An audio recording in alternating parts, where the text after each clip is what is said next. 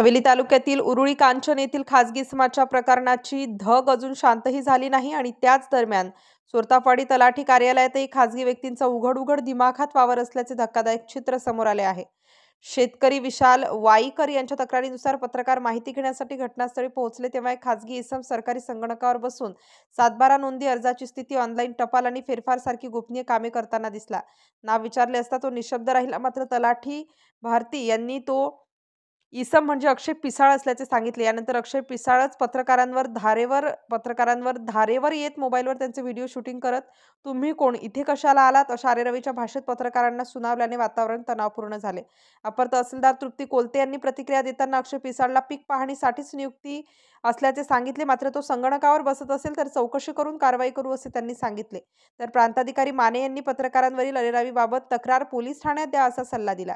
शेतकरी विशाल वाईकर यांचा आरोप आहे की तलाठी भारती, मंडळ अधिकारी आणि अप्पर तहसीलदार यांच्याच वरदहस्ताने अक्षय पिसाळ आणि लक्ष्मण चौधरी यांना कार्यालयातील आर्थिक व्यवहार, 7/12 फेरफार आणि गोपनीय नोंदींची मूठ भरवली गेली आहे। मागील 1.5 वर्षांपासून शेतकऱ्यांची प्रकरणे लांबणीवर टाकली जात आहेत, नोटीसा उघड्यावर दिल्या जातात आणि गोपनीय माहिती प्रतिवाद्यांपर्यंत आधीच पोहोचते असा गंभीर आरोप त्यांनी केला। सुरतापाडी महसूल कार्यालयातील खासगी इसमांचा दबदबा, पत्रकारांना धमकी आणि नोंदीच्या संभाव्य गैरव्यवहारांमुळे शेतकऱ्यांमध्ये तीव्र संताप उसळला असून संबंधित अधिकाऱ्यांवर चौकशीची मागणी होत आहे। या घटनेने महसूल विभागातील अधिकारी काय कारवाई करणार याकडे नागरिकांचे लक्ष लागले आहे।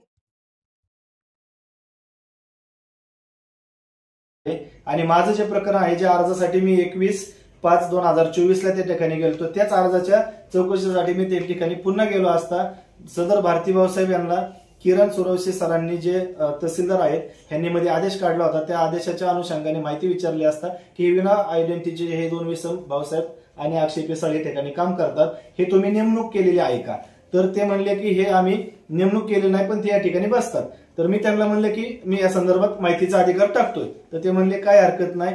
तरी मी दिनांक 21/8/2025 ला सदर व्यक्तींच्या नावानुसार त्या ठिकाणी माहिती अधिकार टाकला आणि ह्या व्यक्तींना कोणत्या अधिकाऱ्याच्या आदेशाखाली नेमणूक केली आहे अशी माहिती विचारली असता त्यांनी मला त्या माहितीच्या अधिकाराचं 18/9/2025 ला उत्तर दिलं, ज्याच्यामध्ये आदेश क्रमांक क्रमांक थोडक्यात 336/2025 नुसार स्वतः तहसीलदार तृप्ती कोलते यांनी ई पीक पाहणीसाठी त्यांना आदेश काढून त्या ठिकाणी त्यांचं अक्षय पिसाळ या व्यक्तीचं त्या ठिकाणी ई पीक पाहणीसाठी नेमणूक केलेली आहे। तर असा आदेश त्या ठिकाणी त्यांनी मला दिला। तर माझ्या अर्जाचं उत्तर मला समाधानकारक नाही मिळाल्यामुळे पुन्हा मी त्या ठिकाणी 17/10/2025 ला त्या अर्जावरती अपील केली की मी 2 व्यक्तींच्या बद्दल माहिती मागितली होती, भाऊसाहेब चौधरी आणि अक्षय पिसाळ। तर मला उत्तर देताना फक्त अक्षय पिसाळचीच माहिती मिळाली, भाऊसाहेब चौधरीची नेमणूक कशी केली, का केली याचं मला उत्तर मिळालं नाही। त्या ठिकाणी मी जेव्हा कधी त्या ऑफिसमध्ये गेला असता ती व्यक्ती मला त्याच ठिकाणी बसलेली दिसतात, त्यांना त्या अर्जाचा माहिती अधिकाराचा कुठलाही प्रभाव दिसून आला नाही। जाणून बुजून ती व्यक्ती त्या कॉम्प्युटरवरती ते दस्त हाताळताना दिसतात, लोकांचे फेरफार देताना दिसतात, चलन घेताना दिसतात। त्यानंतर स्वतः अक्षय पिसाळ जर पीक पाहणी करण्यासाठी त्या ठिकाणी नेमला असेल तर तो व्यक्ती त्या ठिकाणी ऑफिशियल कॉम्प्युटर मधून लोकांना 7/12 देतोय। माझ्या अर्जाच्या पोचही त्यांनी मला 2-3 वेळा त्याच्या कॉम्प्युटर मधून काढून दिल्यात।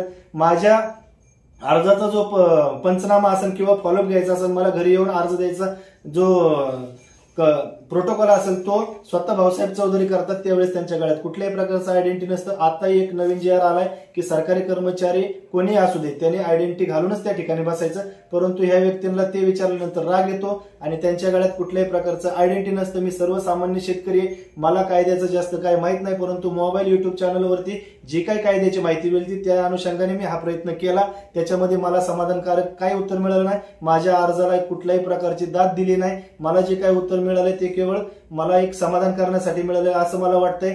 तरी ह्या व्यक्तींच्या वरती कोणाचा, तलाठी भाऊसाहेब किंवा मंडल अधिकारी किंवा स्वतः तहसीलदार यांचा काय वरदहस्त आहे का, ज्याच्यामुळे हे लोक एवढे निगरगट्ट होऊन त्या ठिकाणी आडदांडपणे बसलेले असतात, जे करून अर्जदार आला तरी ते त्या अर्जदाराला भेट नाही। तमाम सुरतापाडी ग्रामस्थांना पडलेला जो प्रश्न आहे तोच मला पडलेला आहे। तरी हे व्यक्ती त्या ठिकाणी जे नेमलेले आहेत हे जर खाजगी इसम आहेत तर ते त्या ठिकाणी ऑफिशियल दस्त हाताळताना का असतात? लोकांचे जे आता जमिनीचे वाद चालू आहेत ते वादांचे जे रूपांतर मोठ्या वादामध्ये व्हायला लागले आणि लोकांकडनं चलन घेणे, लोकांचे सातबाऱ्यावरती कुठलाही अधिकार नसताना, आवक जावक मध्ये नोंद नसताना त्या ठिकाणी सातबाऱ्यावरती नोंद लावणे, हे प्रकार त्या ठिकाणी व्हायला लागलेले आहेत आणि त्याला कारणीभूत ही व्यक्ती आहे, जेणेकरून लोकांना आधीच कळतंय की तुमच्यावरती काहीतरी कारवाई होणार आहे. ज्या दिवशी कारवाई होणार आहे त्याच्या आधी सातबारा बांधला जातो, आधी फेरफार बांधला जातो आणि जो शेतकरी आहे, जो अर्जदार आहे, त्याला असंच लांबणीवरती लावून ह्या ऑफिसमधून त्या ऑफिसमधून, ह्या महसूलच्या खात्यामधून त्या महसूलच्या खात्यात वारंवार फिरावं लागतं. याच्यामुळे आम्हाला न्याय मिळत नाही, आमच्या बाजूने कोण उभं राहत नाही. डेव्हलपरने पोचलेली ही लोक आहेत, कारण की ही डेव्हलपरच्या एकदम जवळ आहे. त्यांच्या कार्यक्रमात, त्यांच्या प्रत्येक गोष्टीमध्ये ही मस्तपैकी मिरवताना दिसतात, कारण की आम्ही सर्वसामान्य शेतकरी, आमचं या मोठ्या लोकांपुढे निभाव लागणार नाही. त्याच्यामुळे एक मी ह्या गोष्टीचा माहिती अधिकार टाकून माझ्या पद्धतीने एक जागरूक नागरिक म्हणून मी माहिती घेण्याचा प्रयत्न केला, परंतु मला या सरकारी अधिकाऱ्यांनी कुठलीही दाद दिलेली नाहीये.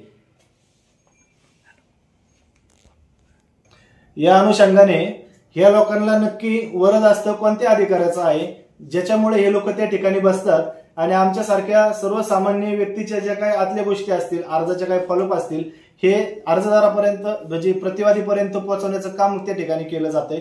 आणि जे गैरव्यवहार चालले ह्याच्यातनं आमच्यासारख्या शेतकऱ्याला न्याय मिळणार आहे का आम्ही आत्महत्याच करायची, कुठपर्यंत हे असं चालणार आहे, ह्याच्या दखल कोण घेणार आहे का? कृपा करून प्रशासनाने त्याचं उत्तर द्यावं.